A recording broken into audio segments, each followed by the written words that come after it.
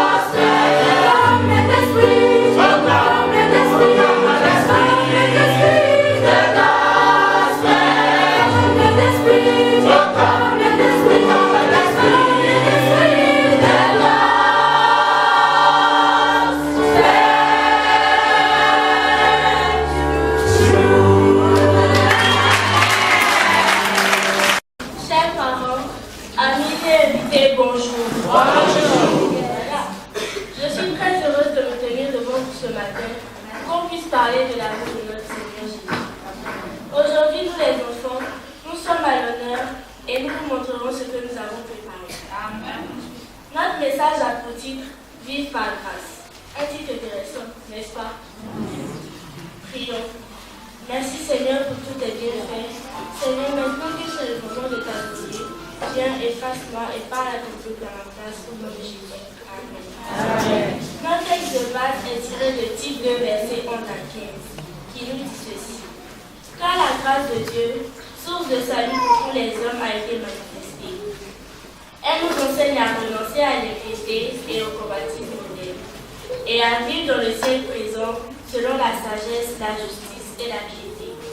En attendant la bienheureuse expérience et la manifestation de la gloire du grand Dieu et de notre Sauveur Jésus-Christ, qui s'est donné lui-même pour nous, afin de nous racheter de toute iniquité et de se faire un peuple qui lui appartienne, purifié par lui et scellé par les bons de lui. Dit ces choses, exhorte et reprend avec une pleine autorité et que personne ne te méprise. On raconte l'histoire d'une communauté de personnes heureuses où il n'y avait pas de violence, mais seulement de l'amour, de la joie, du bonheur et de la paix.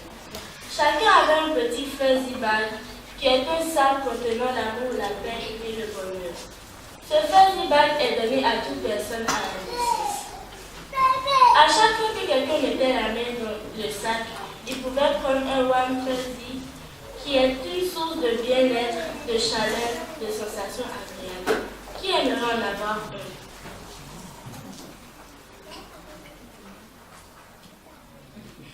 Le warm fuzzy, lorsqu'il était donné à quelqu'un qui passait par une mauvaise expérience, il lui donnait une impression de chaleur, de bien-être et de bonheur.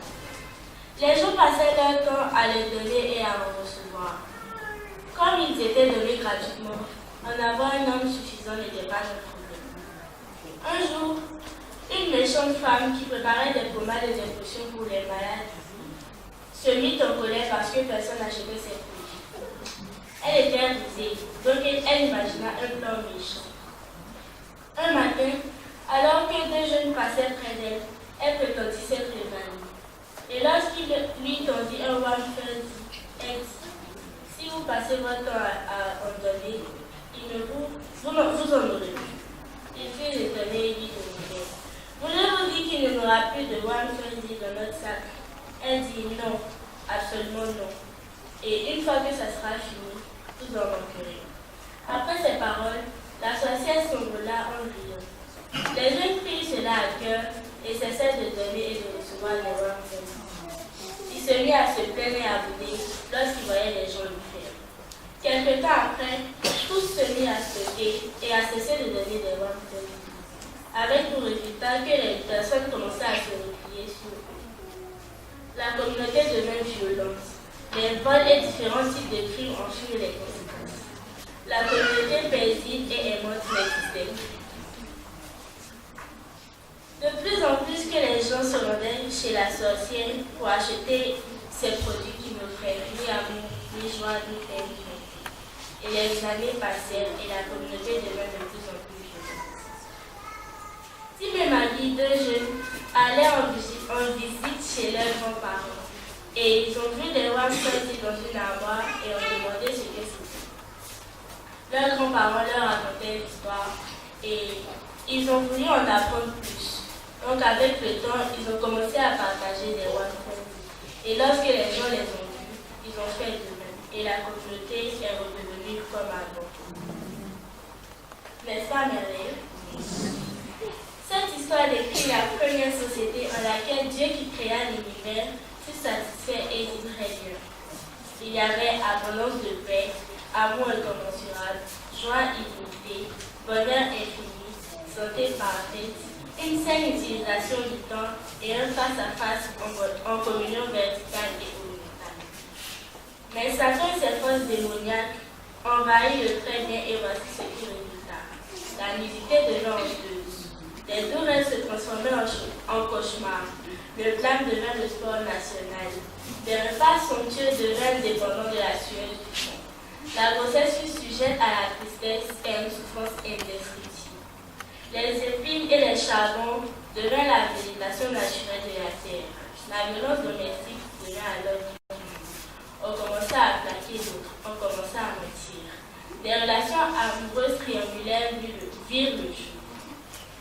La haine, la méchanceté, les querelles internes et la société secrète émergeaient et toutes sortes de conduites antisociales émergeaient. Le Créateur choisit de ne pas rester indifférent en permettant au désespoir et à la destruction de se poursuivre sur une échelle jusqu'ici inconnue. L'apôtre Paul nous donne une description à la réponse divine. Il décrit le scénario d'un type 2, verset 11 à 15. Type 2 a deux parties principales. Les versets 1 à 10 sont une partie comprenant les impératifs formulés comme une série d'exhortations pour inviter les chrétiens à adopter un comportement divin, alors que les versets 11 à 15 sont une partie des réalités théologiques. Dans la partie des réalités théologiques, le verset 11 commence cette partie des doctrines avec l'utilisation du mot très court. Ce mot montre une connexion entre ce qui est à venir et ce qui le précédait, à savoir les impératifs du verset 1 à 10. Au verset 11, Paul fait référence à la grande action de la grâce de Dieu apparaissant et à l'acte apportant le salut à tous. Il utilise cette expression, la grâce de Dieu, à 15 reprises dans cette écriture. Qu'est-ce que la grâce? John Smith dit, la grâce est la dimension de la divinité qui permet à Dieu de confronter les différences humaines et la rébellion avec une capacité intarissable à pardonner et à aimer. Le commentaire biblique de l'Église adventiste définit la grâce comme l'amour abondant et salvateur de Dieu qui se manifeste aux pécheurs. Hélène White dit, la grâce est un attribut de Dieu montré à des humains qui ne la méritaient pas. Nous ne l'avons pas recherchée, mais elle a été envoyée à notre recherche. Paul utilise le terme grâce comme l'intention miséricordieuse de Dieu envers l'humanité. Quand il sauve, il explique et il permet. Dans ses discours sur la grâce, au verset 11, il fait 3 déclarations au sujet du salut en relation avec la grâce. La grâce est la source du salut de l'homme. Ce salut apporté par la grâce est une réalité historique. La grâce a rendu le salut universellement accessible à tous les humains. Nous allons maintenant considérer ces 3 déclarations de la grâce. La grâce est la source de notre salut. Paul dit, la grâce de Dieu qui donne le salut. Ceci parle de la source de notre salut. Sans la grâce, il nous est impossible d'être sauvés. Dans Éphésiens 2, verset 8, l'apôtre dit, car c'est par la grâce que vous avez été sauvés au moyen de la foi. Ce salut ne vient pas de vous, il est un don de Dieu. Quand Adam et Ève péchèrent dans le jardin d'Éden, la grâce alla à leur recherche. Quand les membres d'Église s'engagent dans certaines voies où ils se mettent à développer des attractions qui les détournent des valeurs spirituelles, ils se perdent en général. Comme Adam et Ève, ils vont se cacher. Le texte dit, ils entendirent la voix de Dieu marchant dans le jardin. Les choses étaient maintenant différentes. Adam et Ève avaient d'habitude d'être face à face en communion avec Dieu. Et maintenant, ils entendirent la voix de Dieu. Dieu ne changea pas. Il apparut de la même manière qu'avant, prononçant les mêmes mots très doux connus de bonté, marchant d'une certaine façon qui était visible et ne courant pas avec précipitation, comme quelqu'un qui serait poussé par la colère et la déception. Il se cachait parmi les arbres du jardin parce que la honte, le remords, la peur et la culpabilité dont ils n'avaient jamais fait l'expérience et auxquels ils étaient étrangers leur dérangeaient l'esprit. Cela les conduisit à fuir le Seigneur dont ils avaient l'habitude d'accueillir la vie. Que cette étrange comparaison de Dieu, les coupables recherchent un refuge loin de lui. Mais il ne voulait pas les abandonner. Alors qu'il courait d'une façon très caractéristique, il les suivit en demandant « Où est-ce » Il n'abandonna pas jusqu'à ce qu'il revienne. C'est la grâce. Ici, nous voyons que la grâce commence en montrant aux couples endémiques leur besoin d'un sauveur. La même chose est répétée quotidiennement à des jeunes autour du monde. Comme nous nous enfuyons en courant, la grâce vient à notre recherche. La grâce est persistante. Nous devons soit accepter, soit refuser, mais la grâce ne nous laisse pas suivre. Pour nous sauver du péché et de la culpabilité, La grâce exige que nous acceptions d'abord nos faiblesses, notre impuissance et notre besoin de sauveur. Oui, nous devons reconnaître notre quotidien, notre condition d'échec. L'œuvre de la grâce n'attend pas que les êtres humains reconnaissent leurs besoins d'abord. La grâce présente son caractère unique, son amour infatigable et son aspect non déchu. Elle lance un défi aux hommes de contempler et de comparer avant de faire le choix. Quand nous voyons ce que nous pouvons devenir, comparé à ce que nous sommes, à moins d'être têtus, nous accepterons sans égal appeler le salut. Aujourd'hui, la grâce dit aux jeunes qui s'éloignent et qui deviennent indifférents spirituellement, se concentrant sur les joies et plaisirs de cette vie, et qui sont prudents au sacrifice qu'implique le fait de suivre le Seigneur. Suis-moi, il y a une joie plus grande. Beaucoup de jeunes s'éloignent du Seigneur à cause de la musique, des plaisirs sexuels, des loisirs, des difficultés économiques, des connaissances intellectuelles, des attractions séculières, de la pression des parents et même du comportement des membres d'Église. Le Seigneur n'a pas dit de suivre la foule, mais il a dit « Suis-moi ». Un maître nageur a perdu son emploi parce qu'il est allé sauver un jeune qui se noyait dans une zone interdite. Il savait qu'aller au secours de quelqu'un en difficulté hors de la zone définie ne faisait pas partie de son travail, mais il a vu quelqu'un en difficulté dans la zone de baignade interdite et il allait à son secours. Hans Lavandela dit « Les êtres humains furent les victimes des mensonges, mais lorsque cela arriva, Dieu était prêt pour nous. Jésus est venu et s'est rendu disponible pour nous sauver et maintenant il nous dit « Donne-moi ton cœur, tes mains, ton désir, ton être tout entier, je vais te sauver. » C'est ce que fait la grâce. C'est la source de notre salut. Deuxième point, la grâce est une réalité historique. Dans Tite 2, verset 11, qui nous dit « Car Dieu a révélé sa grâce, source de salut pour tous les humains. » Il fait ici référence à son unique apparition historique en Christ que l'Évangile nous communique. Tite 3, verset 3 à 6 nous dit que Jésus est l'incarnation de la grâce de Dieu. Dans Jean 1, verset 14, l'apôtre corroborant avec Paul dit « Et la parole est devenue un homme, et il a vécu parmi nous, plein de grâce et de vérité. » Nous avons vu sa gloire, la gloire que le Fils unique reçoit du Père. Des gens nous ont témoigné qu'ils ont voyagé en Israël il y a quelques années et lorsqu'ils sont arrivés, leur guide touristique, un juif, les a conduits à la scène de nativité et leur a déclaré « C'est ici qu'il a été baptisé ». Il leur a montré la maison à Cana et leur a dit « C'est l'endroit où il a changé l'eau en vin ». Au lac de Galilée, il leur a montré le lieu où Pierre avait marché sur les eaux vers Jésus. Dans le jardin de Gethsémani, il a identifié pour eux l'endroit où sa sueur devint du sang. Il les a conduits dans d'autres emplacements, incluant la tombe, et leur a montré qu'elle était vide et ajouté l'histoire de la résurrection y avait vu.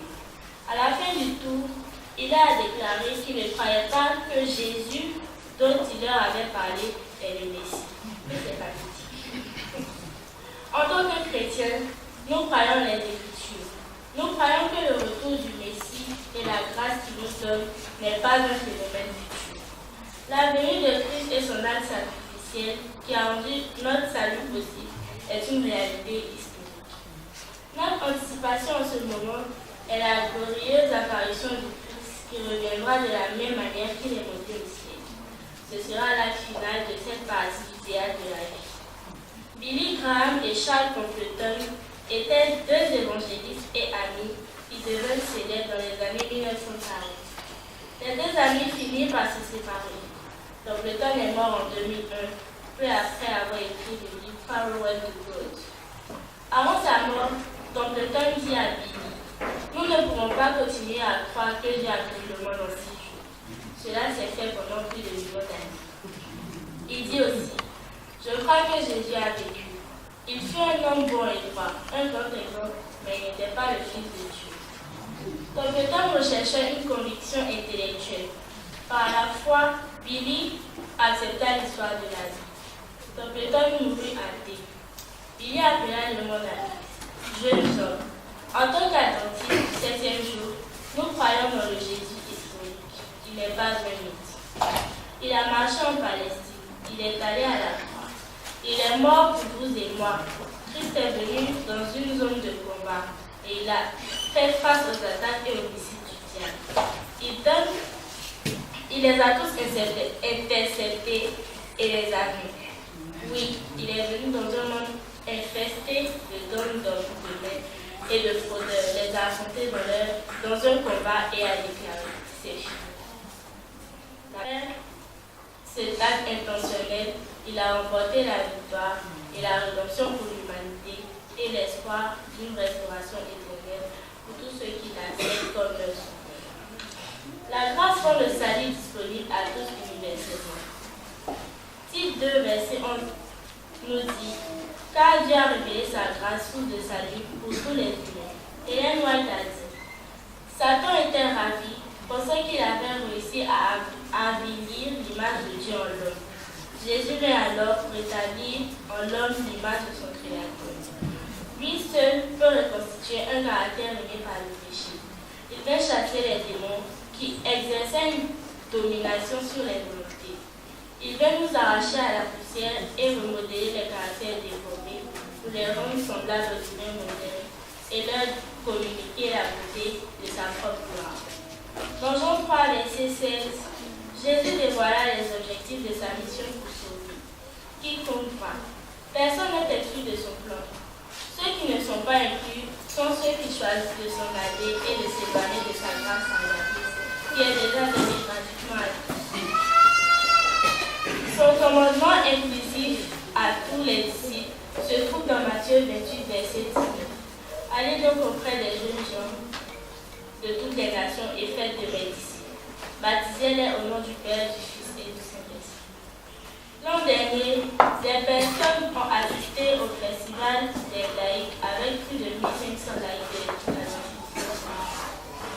Alors que la réunion se déroulait, un pasteur d'une dénomination est compris. Il leur a dit qu'il avait étudié la parole de Dieu et reconnaissait que le 7e jour est le sabbat et qu'il devrait l'observer. Amen. Il a ajouté que depuis les 2 sabbats précédents, lui et les membres de son église observaient le sabbat et adoraient le 7e jour. Ils étaient prêts pour le baptême et les membres d'église les ont acceptés. Nous avons visité l'Indonésie il y a quelques temps et on nous a dit qu'en réponse de la distribution du livre La Grande Controverse, plus de 100 pasteurs de dénomination avaient déjà accepté le message de l'avènement du Christ. Dans certains cas, leur congrégation les avait suivis. Il y a des centaines d'histoires qui racontent comment Dieu dirige les personnes dans l'Église adventiste du 7e jour. Nous avons un message universel qui conduit les personnes de tout genre et de tout statut à accepter Christ comme leur sauveur personnel. Étonnamment, dans cette Église, nous accueillons comme membres plus de jeunes chaque année que les plus âgés. Nous remercions le Seigneur pour la réceptivité de ceux qui acceptent l'évangile de Jésus. Dans Jean 10, verset 10, Jésus dit « Le voleur vient uniquement pour voler, tuer et détruire. Mais son objectif est de donner une vie riche et pleine de satisfaction à tous. » La grâce qui est apparue apporte le salut à tous, et c'est la réalité présente. Elle est donnée à toutes les catégories sociales, leur permettant de vivre vraiment des vies intègres et joyeuses.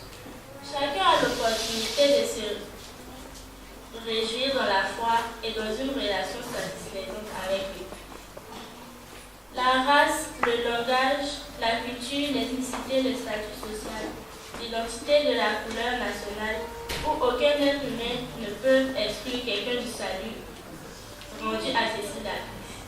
Enfants, jeunes et adultes peuvent tous se réjouir car ils sont tous inclus dans le plan du Seigneur. La grâce enseigne, car Dieu a révélé sa grâce sous le salut pour tous les hommes.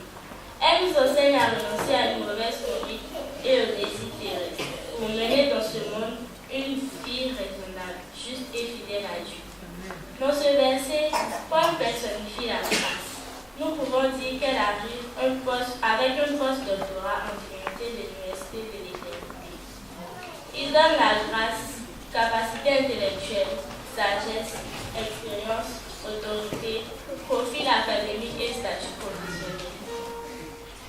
Paul a accordé à la grâce une référence d'enseignement et un curriculum spécifique, restreindre certains comportements et promouvoir d'autres, déclarant que la grâce nous enseigne à dire non à ce qui n'est pas divin, avec une nuance supplémentaire, ici de refuser dans le sens de renoncer ou d'abandonner. La construction de la phrase signifie que nous devons continuellement refuser une mauvaise conduite et les désirs terrestres, comme condition pour le but positif auquel nous sommes appelés pour que nous puissions vivre la vie chrétienne. Selon Romains 1, verset 18 et Jude 15, nous devons renoncer aux mauvaises actions ou à l'impiété en pensée et en action. 1 Jean 2, verset 16 à 17 parle des délits qui caractérisent le monde. Dans ce contexte, le monde est considéré comme le royaume de la désobéissance à Dieu et celui du péché. Selon Paul, la grâce nous enseigne à renoncer à la racine principale, la mauvaise conduite et l'impiété, et ses nombreuses manifestations contraires, les mauvais désirs. Il définit ce qu'est la mauvaise conduite dans Tite 1, verset 1 à 10, qui est une démonstration d'un manque d'amour pour les autres, une doctrine qui n'est pas saine, l'intempérance, les fausses accusations, les façons par lesquelles la parole de Dieu est blasphémée, la corruption et le discours reprobateur en cours. L'intention de la grâce est de créer des personnes saines et pieuses qui vivent en dépendant de Dieu au milieu des forces sataniques qui s'opposent à lui. La grâce enseigne les leçons positives de la façon dont nous devrions vivre en nous contrôlant et de manière réfléchie. Cela signifie que nous devrions vivre vertueusement, d'une manière droite ou d'une façon pieuse, et être conscients que nos actions témoignent de la crédibilité de l'Évangile. Nous devons de manière délibérée vivre les demandes et instructions de la grâce. Ce n'est pas seulement parce que nous prions que Dieu l'aime. La grâce nous l'enseigne et nous permet de nous sentir concernés dans 3 choses importantes, comme indiqué dans Tite 1, verset 1. Vivre correctement avec nous-mêmes, avec un contrôle de soi réfléchi. Avoir des relations pleines de droiture avec les autres. Donner des warm fuzzy et partager l'évangile avec les autres. Ellen White dit, chaque disciple qui naît dans le royaume de Dieu est né missionnaire. Dieu pourrait atteindre son but en sauvant les pécheurs sans notre concours. Mais si nous voulons former un caractère semblable à celui du Christ, nous devons participer à son but. Si nous voulons participer à sa joie, la joie que procure la vue des âmes rachetées par son sacrifice, il nous faut prendre part à ses efforts salutaires et marcher intimement avec Dieu et avoir une bonne relation de piété authentique avec lui. Nous devrions trouver du temps à la fois pour l'adoration individuelle ou collective et étudier la parole de Dieu. C'est ainsi que nous devons attendre le bonheur que nous espérons et le jour où apparaîtra la gloire de notre bon Dieu et Sauveur Jésus-Christ. Les propositions subordonnées de ce verset nous appellent à vivre d'un point de vue d'attente expectative et dans l'espoir de la nourriture. C'est ce qu'on appelle l'espoir béni. C'est vivre dans l'attente des bénédictions invisibles et sûres, mais non encore réalisées, qu'ils posséderont dans le futur. C'est cet espoir qui est réservé dans les cieux aux chrétiens, nous dit Colossiens 1, verset 5. Le grand héritage de la vie éternelle. Cet espoir comprend le second retour du Christ, la résurrection, la transformation des croyants et la glorification des saints dans le royaume de Dieu. Alors que nous terminons cette semaine de prière, ne perdons pas de vue le fait que nous attendons le jour où le Seigneur dira « C'est mon peuple, bienvenue aux joies de la maison ». Vivons en étant prêts dans l'attente de la victoire quand Jésus viendra comme le roi des rois pour nous libérer de la prison de ce monde. La grâce nous emmènera à la maison de gloire. La grâce, oui, mais la grâce du Seigneur est nous. Amen. Amen.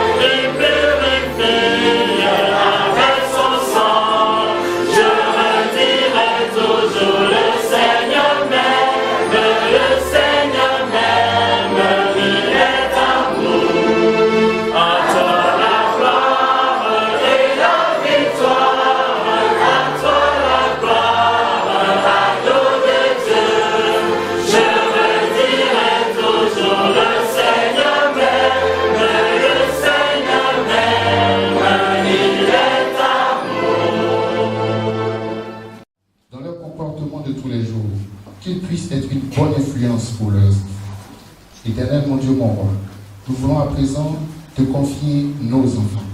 Ces enfants que toi-même tu as bien voulu nous donner. Seigneur, que toi-même tu sois le protecteur. Que tu les couvres de ton ombre, Seigneur. Alors que, Seigneur, le monde va mal, que tu ne permettes pas que ces influences du dehors aient de l'effet sur leur vie. Mais tels qui sont vêtus en blanc, qu'ils soient une lumière pour leurs amis. Qu'ils soient, Seigneur, les véritables dépositaires de ta parole et des témoins de Jésus-Christ partout où ils sont. Qu'ils soient, ô Seigneur, une aide pour leurs amis afin qu'ils puissent connaître également aussi ta parole. Éternel, mon Dieu, mon roi, que tu les bénisses et que tu permettes, Seigneur, qu'ils puissent aussi faire la joie de leurs parents. Que tu les bénisses, Seigneur, dans les études. Que tu les bénisses, Seigneur, dans toutes leurs actions. Et que tu permettes qu'ils puissent croître sous ton regard et ta divine protection. Éternel, mon Dieu, mon roi, alors que nous avons terminé ce premier service de ce sabbat, nous prions afin que tu restes toujours avec nous. Pas uniquement durant ce sabbat, mais jour après jour dans notre quotidien, afin que chaque jour nous te rendons grâce et que nous puissions bénéficier de tes grâces illimitées. C'est au nom de Jésus-Christ que nous allons prier.